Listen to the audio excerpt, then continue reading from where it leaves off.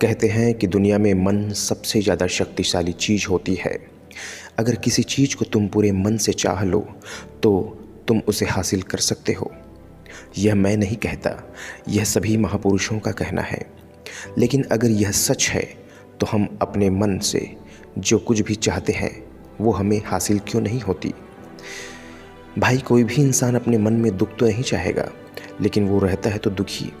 हर इंसान अपने मन से तो कामयाब होना चाहता है, खूब पैसा कमाना चाहता है, लेकिन फिर भी वह कामयाब नहीं होता। भला ऐसा दुनिया में कौन इंसान होगा जो अपने मन में यह चाहेगा कि मैं नाकामयाब रहूं या मैं पैसे ना कमाऊं। सोचने की बात है। तो इससे दो चीज़ निकल कर सामने आती है, या तो वे महापुरुष गलत थे जिन्होंने यह बात बोली कि मन से हासिल हो जाती है, या फिर हम गलत हैं।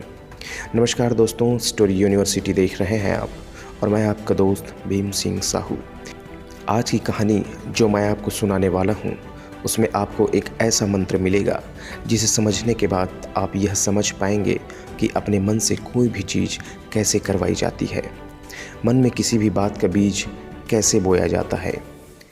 यह इस कहानी से आपको अच्छी तरह से समझ में आ जाएगा, और इससे आप यह भी समझ पाएंगे कि आकर्षण का नियम, जिसे लॉ ऑफ अट्रैक्शन कहते हैं, कैसे काम करता है। कहानी छोटी सी है लेकिन बहुत ही गहरी है। इससे पहले कि आप इस कहानी में खो जाएं, इस चैनल को सब्सक्राइब अवश्य कर लीजिएगा। तो चलिए कहानी शुरू करते हैं। एक बार की बात है, एक आदमी के जीवन में सिर्फ दुख ही दुख था। वह जो भी काम करता, काम पूरा ही नहीं होता। घर में आता तो घर में क्लेश बना रहता। किसी से कोई मदद मांगता तो कोई मदद भी नहीं करता। ऐसा लगता था कि चारों ओर से दुखों का पहाड़ उसी के ऊपर टूट पड़ा है। उसे समझ में नहीं आ रहा था कि मैं दुखों से पार कैसे पाऊं। वो दिन रात यही सोचता कि अपने दुखों से छुटकारा कैसे पाना है। इसी कारण से रात में सो भी नहीं पाता था। उसकी आंखों के नीचे बड़े बड़े काले घेरे बन चुके थे, जो इस बात का प्रतीक था कि वो आदमी कितना दुखी है और कितना चिंतित। कभी कभी तो उसके मन में आत्महत्या करने का ख्याल भी आ जाता था, लेकिन अपने परिवार की चिंता करके वो ये कदम नहीं उठा पाता था। वो इतना दुखी हो गया था कि उसने निर्णय किया कि वो इन दुखों से छुटकारा पाकर ही रहेगा। इसके लिए चाहे उसे कितनी भी मेहनत करने पड़े, कुछ भी करना पड़े, चाहे अंगारों पर ही क्यों ना चलना पड़ेगा, लेकिन इन दुखों से छुटकारा हासिल करके रहेगा। ऐसे ही एक दिन उसके एक मित्र से उसने मुलाकात की। उससे पूछा कि मैं अपने जीवन को कैसे सुधारूं। उसके मित्र ने उसे बताया कि तुम किसी बाबा के पास जाओ।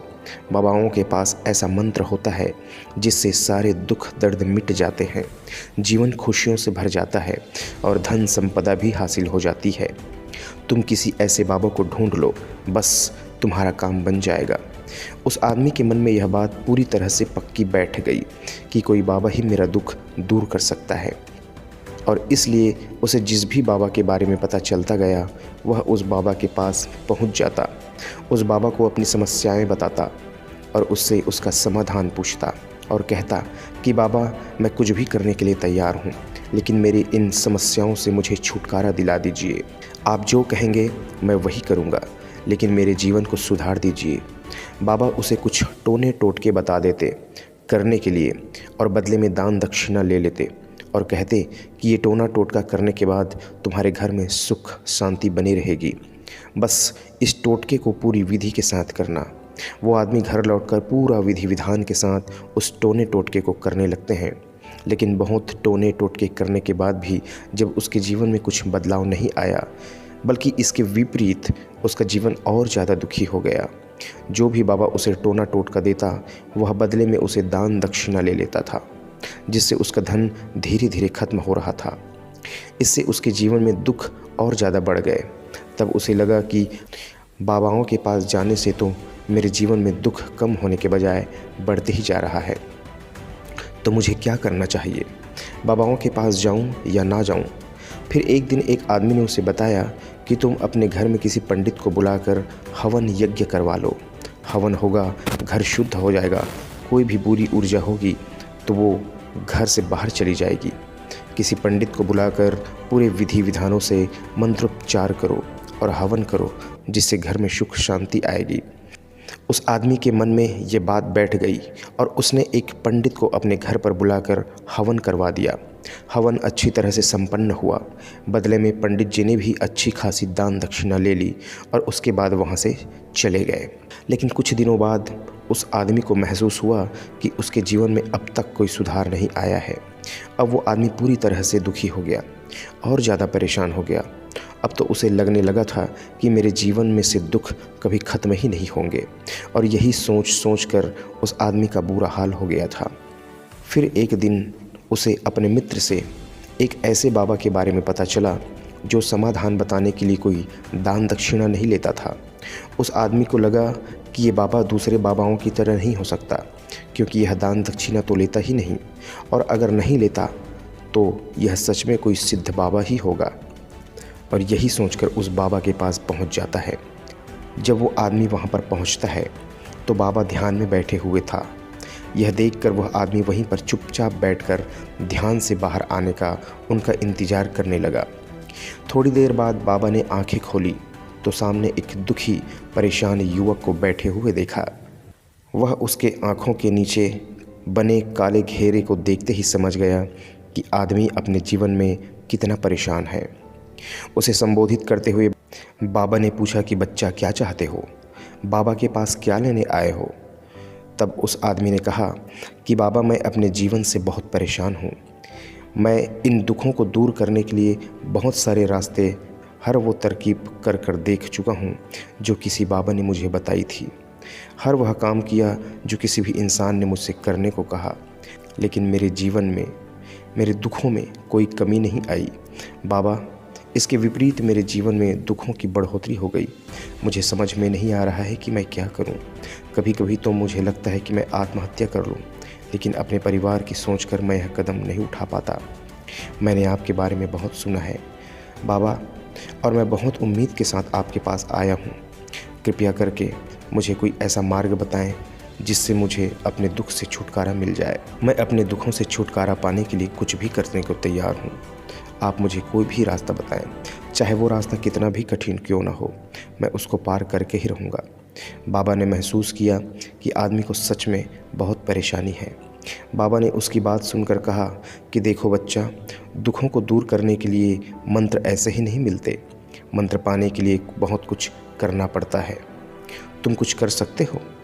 यह सुनकर पहले तो उस आदमी ने सोचा कि यह बाबा भी मुझसे दान दक्षिणा ही मांगेंगे, लेकिन और कोई रास्ता ना पाकर उस आदमी ने उससे कहा कि बाबा, आपको जितनी भी दान दक्षिणा चाहिए मैं देने के लिए तैयार हूँ, लेकिन आपका मंत्र सच्चा होना चाहिए, वह पूरा होना चाहिए, उसका फल मुझे मिलना चाहिए। उसके बाद मैं आपको, आप जो भी दान दक्षिणा लेना चाहते हैं वह दे दूँगा। बाबा ने कहा कि दान दक्षिणा तो बहुत छोटी चीज़ है, मुझे वह नहीं चाहिए। इस पर वो आदमी सोच विचार करके बोला, तो बाबा, मैं अंगारों पर भी चलने के लिए तैयार हूँ, आप मुझे बस आज्ञा दीजिए। बाबा ने कहा कि अंगारों पर चलने वाली छोटी चीज़ मैं तुमसे नहीं कराने वाला।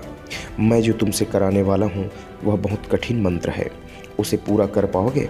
बाबा ने कहा, बाबा आप मुझे बताइए तो सही, मुझे क्या करना होगा? उस आदमी ने कहा, मैं कुछ भी करने को तैयार हूँ। इस पर बाबा ने उससे कहा कि यहाँ से जब तुम अपने घर जाओ तो रास्ते में अपने मन में यह दोहराते जाना कि मैं सुखी हूँ, मैं सुखी हूँ, मैं सुखी हूँ। बार बार अपने मन में यही दोहराना, और याद रहे ज़ुबान पर नहीं आना चाहिए, सिर्फ मन में ही दोहराना है। यह सुनकर वह आदमी बोला कि कर लूँगा, लेकिन इससे होगा क्या बाबा? बाबा बोले, इस मंत्र को जाप करके तो देखो मन में। वैसे भी तुमने इतने बाबाओं के मंत्र किए हैं, तो इस मंत्र को भी करके देख लो। उस आदमी ने सोचा कि बाबा कुछ दान दक्षिणा तो ले नहीं रहे हैं, और छोटा सा मंत्र है तो इसे तो मैं कर ही सकता हूँ। बोले, ठीक है बाबा, यह मंत्र मैं ज़रूर करूँगा। वो आदमी यह कहकर वहाँ से उठकर चलने लगा, लेकिन जैसे ही वह चलने लगा, पीछे से बाबा ने बोला कि बच्चा, एक बात याद रखना, जब भी तुम यह मंत्र अपने मन में दोहराओगे तो तुम्हारे मन में बंदर के विचार नहीं आने चाहिए, बंदर का ख्याल भी नहीं आना चाहिए, तभी यह मंत्र सिद्ध होगा। वो आदमी बोला, मुझे आज तक किसी बंदर का विचार नहीं आया है, तो अब क्या आएगा? आप चिंता न करिए बाबा, मैं बस मन में यही दोहराऊंगा कि मैं सुखी हूँ, मैं सुखी हूँ, मैं सुखी हूँ। इसके अलावा बंदर का कोई विचार मेरे मन में नहीं आएगा। यह कहकर वह आदमी वहाँ से चल दिया। वो अपने मन में मैं सुखी हूँ, मैं सुखी हूँ यही दोहराता हुआ थोड़ी देर चला ही था कि उसके मन में अचानक बंदर का ख्याल आ गया। बंदर का ख्याल एक बार आया और चला भी गया। लेकिन उस आदमी ने सोचा कि आज तक तो मुझे बंदर का कोई विचार नहीं आया, आज ये बंदर का विचार अचानक क्यों आ रहा है। और ऐसे करके उसने उस बंदर के विचार को पकड़ लिया। वो भूल गया कि मुझे क्या मंत्र दोहराना है और वो बंदर के बारे में सोचने लगा। जब थोड़ी देर बाद उसे फिर से होश आया तो वह फिर से अपना मंत्र दोहराने लगा, मैं सुखी हूँ, मैं सुखी हूँ। लेकिन अचानक से सामने एक बंदर दिखाई दिया और यह देखकर उसके मन में फिर से बंदर का विचार उठ गया और वह अपने अंदर से विचार को बाहर फेंकना चाहता था। वह चाहता था कि मेरे अंदर किसी भी तरह बंदर का विचार ना आए, लेकिन उसे तो सामने बंदर ही दिखाई देने लगे। ऐसे ही जद्दोजहद करके वह घर पहुंचा और घर पहुंचने के बाद अपनी पत्नी से कहा कि सुन ओ बंदरिया, मुझे खाने में बंदर परोस दो। और जब उसे एहसास हुआ कि उसने क्या बोल दिया है तो वह अपने बाल नोचने लगा। वह दीवारों पर सर मारने लगा कि आज तक मुझे बंदर का विचार नहीं आया और आज मुझे ये क्या हो गया है कि मुझे हर जगह बंदर ही बंदर नज़र आ रहे हैं। ये कैसी माया है। यही सोच कर वह आदमी रात भर सो नहीं पाया। रात भर करवटें बदलता रहा और सुबह उठकर सीधे उसी बाबा के पास पहुंच गया और उसके चरणों में गिरकर कहा कि बाबा, पता नहीं यह क्या चमत्कार हो रहा है। आज तक मुझे बंदर का कोई विचार नहीं आया, लेकिन कल से जब से आपने मुझसे कहा कि बंदर का विचार नहीं आना चाहिए, तब से मुझे हर जगह बंदर ही बंदर नज़र आ रहे हैं। उस आदमी ने कहा कि बाबा, मुझे तो आपके पीछे पेड़ पर बैठा हुआ बंदर भी केले खाता हुआ दिखाई दे रहा है। यह क्या हो रहा है बाबा। यह सुनकर बाबा हंसने लगे और कहा, बच्चा, मन का जाल एक ऐसा जाल है जिसे समझ पाना इतना आसान नहीं है। बंदर तो तुम्हारे रास्ते में पहले भी आते थे। जब तुम मेरे पास थे तब भी इन पेड़ों पर बंदर घूम रहे थे, लेकिन तब तुम्हारे ध्यान में यह बंदर नहीं था। तब तुम्हारे ध्यान में सिर्फ अपने दुख थे। इसके बाद बाबा ने उनसे बताया कि बच्चा, हम जिस चीज़ से भी दूर भागना चाहते हैं वही चीज़ हमारे मन में बहुत गहरे से प्रवेश हो जाती है, वह हमारे अंतर्मन में समा जाती है। असल में हम जिस चीज़ से भी छुटकारा पाना चाहते हैं उससे छुटकारा इसलिए पाना चाहते हैं कि वह हमारे साथ बहुत गहरे से जुड़ी हुई है, और हम जितना ही उससे छुटकारा पाना चाहते हैं वह उतने ही गहरी ही हमारे मन में बैठते चले जाती है और आखिरकार वह हमारे अंतर्मन में छा जाती है। ऊपर से तो हम चाहते हैं कि सुखी होना, कि मैं सुखी हूँ, सुखी हूँ, हमारे होंठ भी बोलते हैं, लेकिन हमारे मन में दुख समाये होते हैं। हमारे विचारों में, हमारे मन में हमें दुख ही दुख दिखाई देता है। इसलिए अपनी ज़ुबान से बार बार यह बोलने से कि मैं सुखी हूँ, मैं सुखी हूँ, हम सुखी नहीं होंगे जब तक ये मंत्र हमारे अंतर्मन में प्रवेश नहीं कर जाएगा। इस पर उस आदमी ने पूछा कि बाबा, लेकिन यह मंत्र हमारे अंतर्मन में प्रविष्ट कैसे होगा। यह सुनकर बाबा ने कहा कि बच्चा, अपने दुखों से लड़ना बंद कर दो। जब तक तुम अपने दुखों को दूर करने के सोचते रहोगे तब तक वह दुख तुमसे चिपके रहेंगे, और जिस दिन तुम दुखों के बारे में सोचना ही छोड़ दोगे, उन दुखों से छुटकारा ही नहीं पाना चाहोगे, उसी दिन से तुम्हारी ज़िंदगी से दुख गायब हो जाएंगे। क्योंकि किसी भी चीज़ से छुटकारा पाने के लिए मन जिस चीज़ के बारे में सोचता है वह चीज़ उतनी ही गहरी हमारे मन में प्रविष्ट होती चली जाती है। हम अधिकतर समय दुखों के बारे में ही सोचते हैं। हम यही सोचते हैं कि हमारे जीवन में दुख है और हमें इससे छुटकारा पाना है। इसी वजह से बार बार सोचने से वो दुख हमारे अंतर्मन में प्रविष्ट हो जाते हैं और हमें एहसास भी नहीं होता। इसलिए अगर तुम दुखों से छुटकारा पाना चाहते हो तो दुखों से छुटकारा पाने के बारे में मत सोचो, छुटकारा अपने आप मिल जाएगा। अक्सर आदमी धूम्रपान छोड़ना चाहता है, शराब छोड़ना चाहता है, सुबह अपने आप से वादा करता है कि मैं कोई भी गलत काम नहीं करूँगा, लेकिन शाम को जब घर लौटता है तो नशे में चूर होकर लौटता है। ऐसा क्यों होता है? क्योंकि हम जो सोच रहे हैं वह पूरा ही नहीं कर पा रहे हैं। असल में हम उस चीज़ को बहुत ज़्यादा तवज्जो दे रहे होते हैं, उस चीज़ को बहुत ज़्यादा अहमियत दे रहे हैं। जब भी हम उस चीज़ को छोड़ने के बारे में सोचते हैं हम उसकी इम्पोर्टेंस यानी कि विशेषता को और ज़्यादा बढ़ा देते हैं। हमारा मन उस चीज़ के बारे में जितना ज़्यादा सोचेगा, शराब या धूम्रपान छोड़ने के बारे में जितना ज़्यादा सोचेगा, हमारा मन उतना ही उस चीज़ के पीछे ज़्यादा भागेगा। हमें उस चीज़ से लड़ना नहीं है, बल्कि बिना सोचे गुजर जाना है। और अगर इस मंत्र को हम समझ लेते हैं तो हम अपने जीवन में जो भी पाना चाहते हैं उसे अपने अंतर्मन में डाल सकते हैं। और एक बार वो लक्ष्य हमारे अंतर्मन में बैठ गया तो फिर सफलता पाने में कोई समस्या नहीं आती, कोई दिक्कत नहीं आता। इसलिए हमेशा वह सोचो जो तुम्हें चाहिए, वह मत सोचो जो तुम्हें नहीं चाहिए। कोई भी नकारात्मक शब्दों का प्रयोग ना करो, हमेशा सकारात्मक शब्दों का ही प्रयोग करो। ये मत सोचो मुझे दुख नहीं चाहिए, ये सोचो मुझे सुख चाहिए, क्योंकि दुख शब्द अपने आप में नकारात्मक शब्द है। अगर बीमार हो तो ये मत कहो कि मेरी बीमारी अब ठीक हो रही है, बल्कि ये कहो कि मैं पहले से ज़्यादा स्वस्थ हो रहा हूँ, क्योंकि बीमारी अपने आप में नकारात्मक शब्द है। अगर आप कहीं जा रहे हैं तो ये मत कहो कि हे भगवान, रास्ते में मेरी गाड़ी ख़राब ना हो, कहीं एक्सीडेंट ना हो, मैं अच्छी तरह से जाऊँ, बल्कि यह कहो कि हे भगवान, आज का सफ़र मेरा अत्यंत शुभ, मंगलमय और सफल हों और मैं पूरी तरह सुरक्षित वापस अपने घर लौटूं। क्योंकि गाड़ी ख़राब होना, एक्सीडेंट, ये सभी नकारात्मक शब्द हैं। इसलिए दोस्तों, कभी भी भूल कर भी कोई भी नकारात्मक शब्दों का प्रयोग ना करें। तो दोस्तों, ये तो थी आज की एक छोटी सी कहानी। आपको कैसी लगी कमेंट सेक्शन में अवश्य ही बताइएगा। अच्छी लगी हो तो लाइक, कमेंट और शेयर अवश्य कीजिएगा। और इसी तरह की वीडियो देखने के लिए मेरे इस चैनल को सब्सक्राइब कीजिएगा। पूरा वीडियो को देखने और सुनने के लिए आपका बहुत बहुत धन्यवाद। आपका दिन शुभ हो। नमस्कार।